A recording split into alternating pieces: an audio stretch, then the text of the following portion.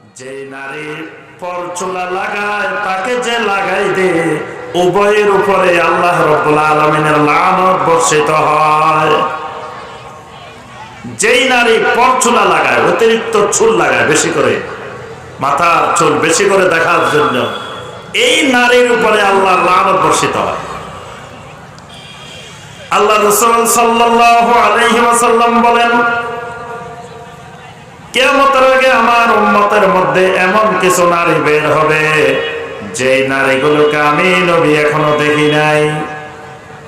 এই নারীগুলো হবে নিসাউন কাসিয়াতুন আরিয়াত।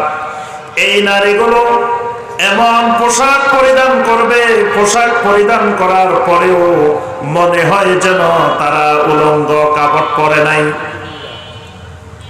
অর্থাৎ এই নারীগুলার কাপড় পরার চাইতে না পরাটাই ভালো ছিল। কারণ কত পাগল মহিলা কাপড় পরে না, মানুষ তার দিকে তাকায় না।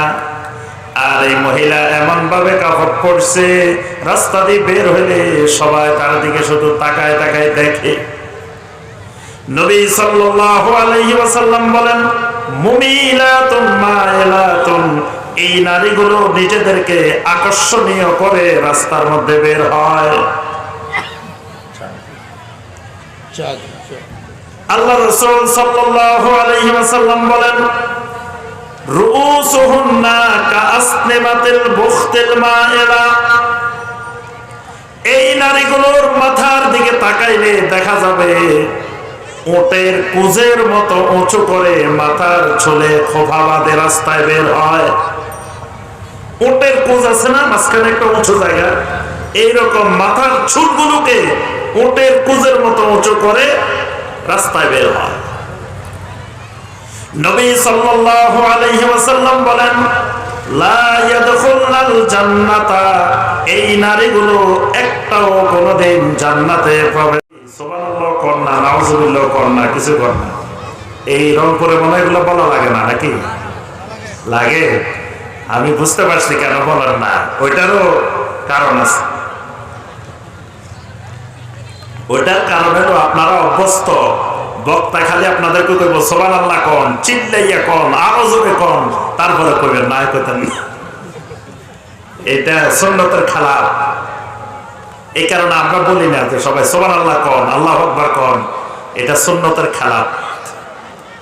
একটু আগে প্রথমে বলছে ওয়াজ করার চেয়ে চুপ করে থাকা ভালো। ওয়াজ করলে রাসূলের আদর্শে সাহাবায়ে কেরাম যেমন ওয়াজ করছেন ওইভাবে করতে হবে, এর বাইরে না করতে পারলে চুপ করে বসে থাকা ভালো। এজন্য অনেক কিছু আমাদেরও মন চায় কিন্তু করা যায় না। এই জন্য সুবহানাল্লাহ আলহামদুলিল্লাহ নিজের থেকে বলবেন, বক্তা কমান্ড করবে না।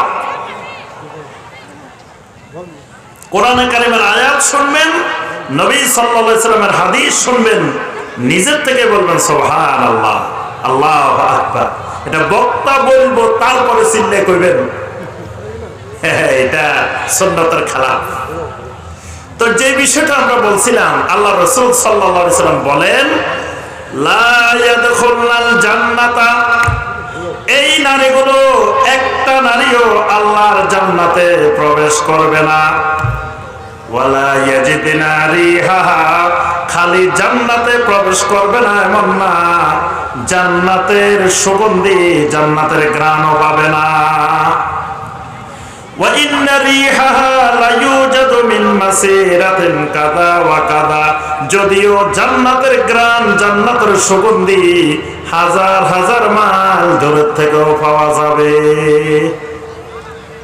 আল্লাহু আকবার। জান্নাতের সুগন্ধি অনেক দূর থেকেও পাওয়া যাবে, কিন্তু এই নারীগুলো জান্নাত থেকে এত দূরে থাকবে, জান্নাত তো পাবে না, জান্নাতের ঘ্রাণও পাবে না। তাহলে আমাদের আলোচনায় আসেন, মূল বিষয়ের বাইরে যাওয়া যাবে না, আমাদের মূল পয়েন্ট, মূল ক্লাসে আসেন।